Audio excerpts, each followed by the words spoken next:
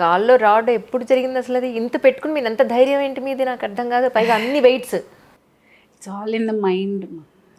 Body just listens to you. Body మనకు వింటుంది, మాట వింటుంది. కాకపోతే ఒక మంచి కోఆర్డినేషన్, మైండ్కి బాడీకి ఒక కోఆర్డినేషన్లో ఉండాలి. Where I feel consistency and discipline will help you out. That's what. అంటే నేను I can understand my body. ఎక్కడైనా ఎక్కడ ఆపాలి, ఎక్కడ ఇది చేయాలి. చాలా లౌడ్గా మాట్లాడుతుంది బాడీ మనతో, వినాలే కానీ యాక్చువల్లీ ప్రతి చిన్న విషయం హింట్ ఇస్తుంది మనకి. You just have to listen. అది ఐ ఫీల్ ఆ కనెక్షన్ నాకు వచ్చింది with my body. My body tells me everything. When it is tired, when it is very happy, when it is exhausted, ఎక్కడ ఆపాలి, ఏదైనా చేసేటప్పుడు ఆపు, ఓవర్ యాక్టింగ్ చేస్తున్నావు అనే దగ్గర ఆపాలి. So it will tell you, body will give you all the signs where to stop, when to start, where to do. ఎంత కెపాసిటీ ఉందంటే లేదు వాళ్ళు ఆపమంటారు, కానీ బాడీ చెప్తుంది నువ్వు చేయొచ్చు, నువ్వు చెయ్యి, నీ ఉంది I can do it, I can manage అని బాడీ చెప్తుంది. సో సమ్వేర్ ఆ connection I have with my body now. డైట్లో ఏమైనా మార్పులు చేస్తారా? ఏమీ లేదు. So main first power lifting నేను ఒప్పుకుందే అందుకు, అంత సీరియస్గా. ఎందుకంటే చక్కగా తినొచ్చు, అన్నీ తినచ్చా? చక్కగా తినొచ్చు. ఏమంటే ఇంత చాకరీ చేయాలి, చాకరీ చేయాలంటే గొడ్డులా తినాలి, చక్కగా తినొచ్చు. That is one thing I really like about my sport is I can eat nicely. అంటే మరీ ఇంకా పిచ్చిగా తింటే ఇంకా మనం ఏం చేయలేము. కీపింగ్ నా ప్రొఫెషన్ని నేను మైండ్లో పెట్టుకుని what I can comfortably eat I eat.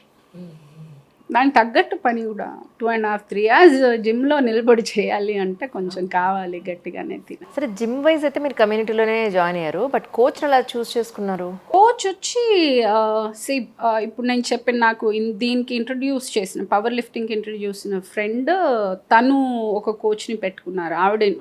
ఆవిడ మూలంగానే నేను వచ్చాను. సో తెలంగాణ పవర్ లిఫ్టింగ్ దీంట్లో వాళ్ళని ఆవిడ తీసుకోవడం, one of the best coaches of Telangana. So వాళ్ళు ప్రొవైడ్ చేశారు. ఇంకా అలా it happened. The person also use to come every day and he worked on me for like now 3 years. ఆ అబ్బాయి పనిచేది. ఆ అబ్బాయి కూడా ఏషియన్ గేమ్ విన్నర్ అనమాట. Boys also. ఎన్నోసార్లు మీరు స్టేజ్ మీద మాట్లాడడం జరిగింది, ఎన్నో సినిమాలు చేశారు, అవార్డులు రివార్డులు, అసలు ఇన్ని చేశారు కదా. మొన్న ఏంటి మీరు వచ్చిన తర్వాత స్టేజ్ మీద మీ వాయిస్లోనే అంత షివరింగ్, ఎంత ఎమోషనల్ అయిపోయారో మీరు.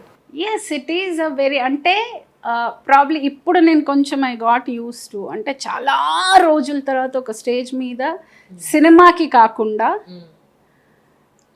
నన్ను పర్సనల్గా, అంటే నేను అసలు ఎంటర్ అవ్వడమే ఇట్ ఈస్ అ హీరోయిక్ మూమెంట్లా ఉండింది. The kind of response first నేను నా ఎంట్రీకే ఆ హాల్ అంతా క్లాప్స్ కొట్టడము, కంగ్రాచులేషన్స్ చెప్పడం, I felt that was such a heroic moment. అంటే అంత attention, I'm a character actress, అంత అటెన్షన్ నా మీద ఉండదు ఫస్ట్లీ. సెకండ్లీ ఏదైనా మాట్లాడినా సినిమాలో ఒక చిన్న పోర్షన్ ఉంటుంది నాది, అండ్ ఐ విల్ ఫినిష్ నా క్యారెక్టర్ వరకు ఎంత, అదిగాక నేను ఎక్కువ మాట్లాడే మనిషిని కాదు. సో ఆ క్యారెక్టర్కి ఎంత అవసరం అది మాట్లాడి బయటకు వచ్చేస్తాను. So there is no much of, as it is నేను కొంచెము I don't talk much with media, అంత ఫ్రీగా మింగిల్ అంత అవుట్ గోయింగ్ కాదు, because I like to keep my personal life to my self. So ఇవన్నీ ఇలా ఉండగా ఒక్కసారి ఎంటర్ అయ్యేటప్పుడు I became the main character, I'm the hero of the day. So that was little, అప్పుడు ఒక్కసారి ఆ అటెన్షన్ అంతా I felt very emotional. It was very personal because that was the first interaction with the media and the people after my win. అది that was very personal to me. అంటే ఎన్నో రోజులుగా లోపల ఉన్నదంతా ఒక్కసారి బయటకు వచ్చేటప్పటికి అలా ఎమోషన్ అలా వచ్చింది. మంచులక్ష్మి గారు బ్రహ్మానందం గారికి కాల్ చేస్తారు. So nice. ఏమన్నారు Manchu Lakshmi garu? Obviously such I'm so proud of you. ఇంకా very good heartful wishes. Brahmanandam garu కూడా అసలు చాలా గర్వంగా ఉంది తల్లి, I'm so proud of you and all that. It's very nice. కానీ సినిమాల్లోకి వచ్చిన తర్వాత అంతకుముందు